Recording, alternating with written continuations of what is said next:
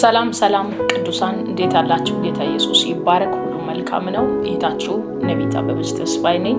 ከትንሣኤ ጌታ ክርስቶስ ዓለም አቀፍ ቤተክርስቲያን ከፊታችን መጋቢት 21 ላይ ጌታ ብረዳን ብንኖር የሚገርም የእግዚአብሔር ክብር የሚገለጥበት የቃልና የትንቢት የአምልኮ ጊዜ ተዘጋጅቷል።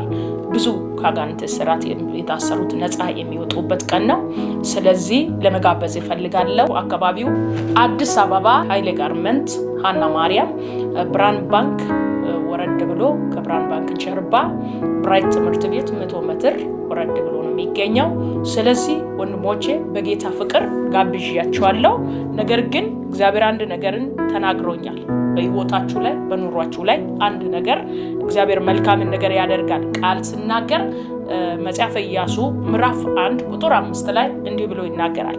በህይወቴ እድሜ ሁሉ ማንም አይቋቋምም፣ ከሙሴ ጋር እንደሆነ እንዲሁ ካንተ ጋር ይሆናለሁ፣ አልጥልህም አልተውህም ይላል። በህይወቴ እድሜ ማንም አይቋቋምም ይላል። ስለዚህ ማንም እንኳን የሚቋቋም ቢመጣ እንኳን አልጥልህም ማለት ነው።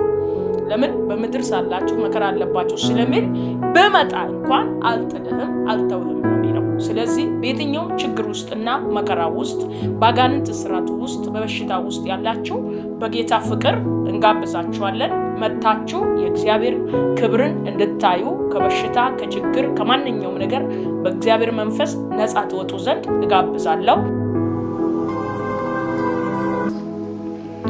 ሻሎም ቅዱሳን፣ ሰላም ለእናንተ ይሁን። እኔ ወንድማችሁ አገልጋይ ወንደሰን አድማሱ እባላለሁ። ማገለግለው ደግሞ የትንሣኤው ጌታ የክርስቶስ ዓለም አቀፍ ቤተክርስቲያን መጋቢት 21 እሁድ ከ2 ሰዓት ጀምሮ ቀኑን ሙሉ ነው። በየትኛውም ህመም ውስጥ ያላችሁ፣ በእስራት ውስጥ ያላችሁ፣ በጣም ለምድሪቷ እግዚአብሔር ቀብቶ ያስነሳት ባለ ራእይዋ ነቢይ አበበች ታገለግላለች። በመቀጠል ደግሞ ዘማሪ በጣም የምትወዱት የምታከብሩት ናትናኤል ጀዋር ያገለግላል። ከፍ ያለውን ጌታ ጋር አብረን ከፍ እንላለን። ሁላችሁም ተጋብዛችኋል። ለምድራችን ይጸለያል። የእግዚአብሔር ቃል በኃይል ይሰበካል። ለታሰሩት መፈታት ይሆናል። ልጁ ኢየሱስ ከፍ ይላል። የተሰቀለውን ክርስቶስን እንሰብካለን። ሻሎም